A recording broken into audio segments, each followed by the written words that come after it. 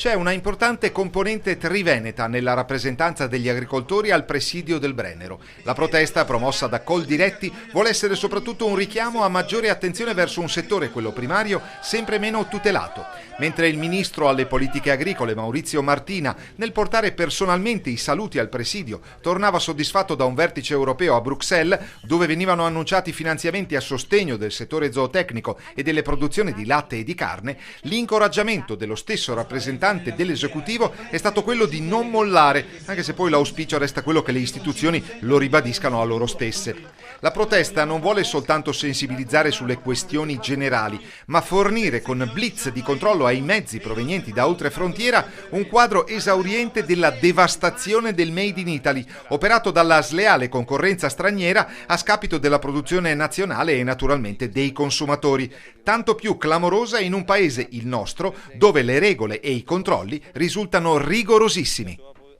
Questo non è un appuntamento di folklore, come molti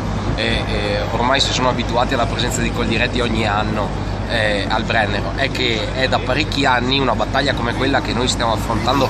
che tocca l'etichettatura, perché è questa la madre di tutte le battaglie che Coldiretti sta affrontando,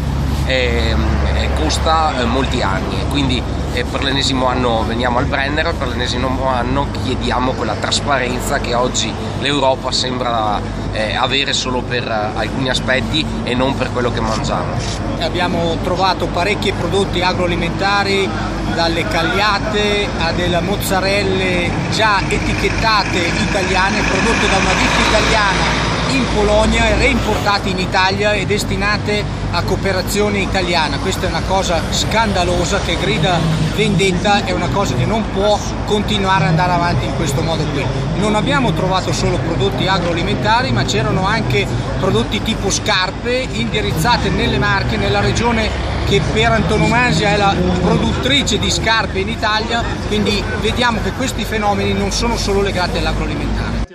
Buon lavoro e grazie.